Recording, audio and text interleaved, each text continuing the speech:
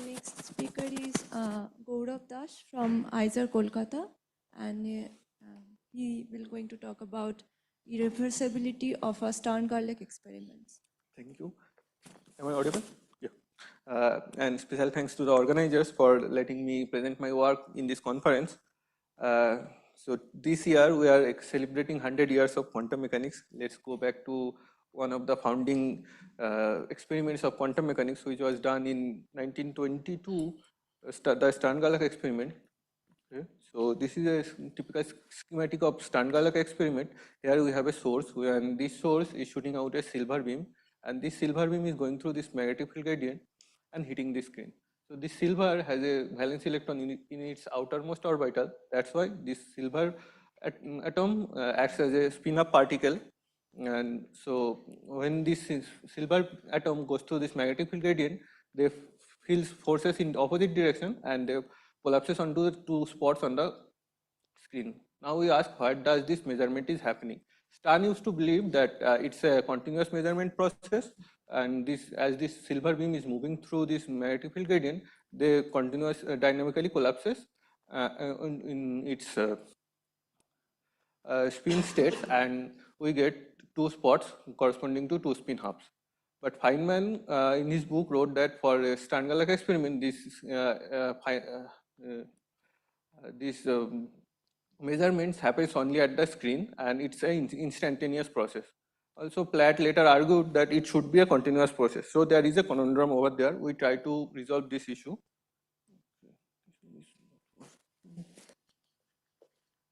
Okay. So this is Platt's work. So he took its the model magnetic field as B naught constant magnetic field along Z direction, and the magnetic field gradient and Y and Z direction. So for a spin-up particle, so the Hamiltonian will be a kinetic term and mu dot B potential term will be there. So now when we go to interaction representation of this Zeeman Hamiltonian, this spinors gets a frequency of plus minus omega naught. Now when we write the Schrodinger equations for the spinors, we get these two equations. These two equations are coupled via these terms, but these terms are oscillatory. So Platt by hand put them to be 0, and he argued that it shows that path separation. This is kind of coarse graining approximation, but he did not explicitly mention that about coarse graining. We ask here that do these separated parts remain entangled or they get decoupled. Along with these two questions, we also have the question of spot broadening. These two photos are from the Stern-Gerlach paper, and the left one is without the magnetic field gradient and the right one with the magnetic field gradient. We see when we don't have the magnetic field gradient, it's a sharp patch over there, but when we have magnetic field gradient, we got two patches, but the patches also gets broadened in the magnetic field gradient direction. Here is a recent experiment using light, a optical analog of Stern-Gerlach experiment. Here we also see this, we have two patches, but these patches also gets broadened in the magnetic field gradient direction. We try to answer all these questions in this talk. Okay.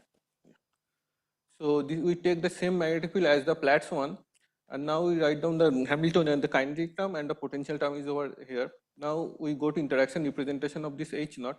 Due to this kinetic term, this Y and Z get shifted to Y plus Vt and Z plus Vt kind of term. And due to this Zeeman term, this sigma plus and sigma minus gets a frequency of plus minus omega naught respectively. So this is our kind of drive Hamiltonian, and we will do perturbation theory around this H naught. And our density, these spins are actually moving in space. So this density matrix is a function of space and time, as well as it has a spinor part also. So that's why we can write this density matrix in spinor representation, where all these rho ij's become a function of space and time. Okay. So now we use this open quantum system approach, where we have a system and it's connected to its environment, but this environment has a lot of fluctuations in it. So these fluctuations, due to these fluctuations, we have this correlation time scale tau c is much smaller compared to the tau s of the system correlation time scale. So we coarse grain over in between time scale delta t. So here we have seen that when we do coarse graining over quantum trajectories, we get a Lindblad master equation. We are going to use this master equation, the fluctuation regulated quantum master equation, which was talked here by earlier by Sarfaraj and as well as Professor Rungit Bhattacharya. Here in this master equation has specialty is that whatever the Hamiltonian is coming in first order, it has a second order effect which gives rise to a dissipator kind of thing. So here also we get a drive induced dissipation kind of thing. And in this for Stern-Gerlach experiment, the system environment coupling is very weak compared to the magnetic field gradient. So we will not talk about this effect of this system environment coupling in this presentation. So using this master equation, we can write the equations for the density matrix, and for the diagonal part of the density matrix, we get these two equations. These two equations are like drive. These two equations is like we have diffusion terms to diffusion term and to force terms over here. So here we see that first when we have zero spin state, it goes up in z direction, while the one spin state goes down in z direction. This shows the path separation. And to diffusion term is there. So the diffusion in y and z direction, both are in time, explicitly time dependent over here, and diffusion in time, diffusion in z is much higher compared to diffusion in y.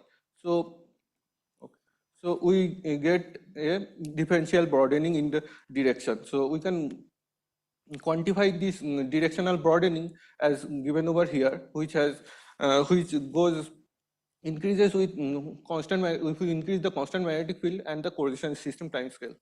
So if we see that, let's say initially we have a Gaussian wave packet which has a plus spin state. So all these rho i's are also Gaussian. So over time, what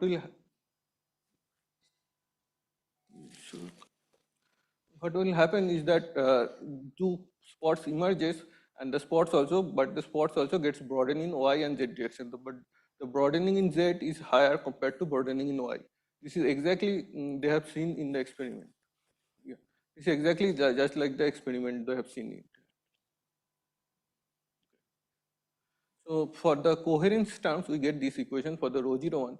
This term is like rho dot equal to minus a rho. So it shows that there is an exponential decay coming from here. And the other part of the equation is unitarily equivalent to this equation. This has a exponential decay term as well as diffusion term. So over time, it will happen that this density rho 0, 1 uh, will vanish very quickly. Here we are plotting that absolute value of the rho 0, 1, and the color coding is its phases, and we see it's vanishing very quickly. Here we have plotted the area under the curve, and we see it's also vanishing. And for the rho 0, 0 case, it stays constant because this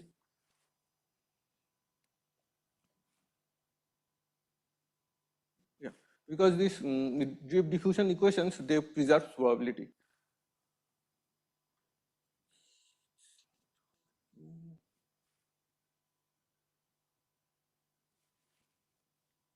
Yeah. So after a long time, what will happen? Our density matrix become diagonal in the basis of sigma z. Here sigma z is important because we have given the magnetic field gradient along z direction. So it's like that our density matrix is becoming diagonal in the basis of drive. And we get a classically correlated state at the detector. So this spin path entanglement that gets destroyed. So to conclude, we have shown that this in Stern-Gerlach experiment, this continuous measurement is happening due to the magnetic field gradient, and the spin path entanglement gets destroyed. We also have shown that this density matrix become diagonal in the basis of sigma z, and this directional broadening of spots is there, as which increases with constant magnetic field and the higher tau c. And thank you everyone for listening, and special thanks to my supervisor and all the Spin Lab members. Thank you.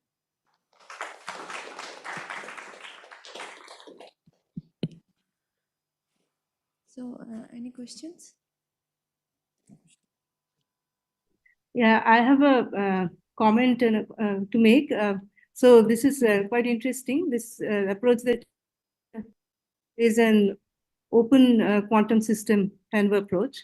So there is another approach which is called coarse quantum measurement, where you basically make use of the fact that there is a resource limitation associated with the probe, and which also leads to this diagonalization of the density matrix or suppression of these coherences. Yes, yes, Venugopalan and others, they have some papers and around these things. They have this kind of work around 90s. There is also a paper that we have written. I can share the Yes, please share with us. reference. Yeah.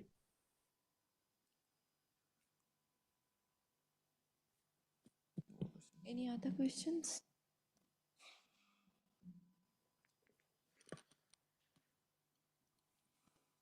Yeah. I think, could you comment on physically what determines this tau C? Yeah, tau C. Yeah. It's like the systems. Oh, this one is not working.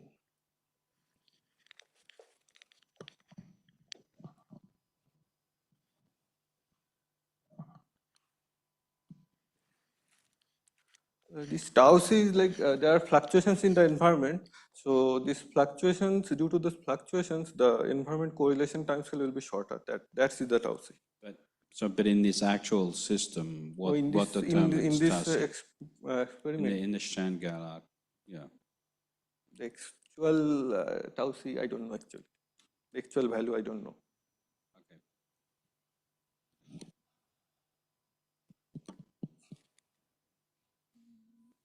If there are no more questions, then let's thank the speaker again.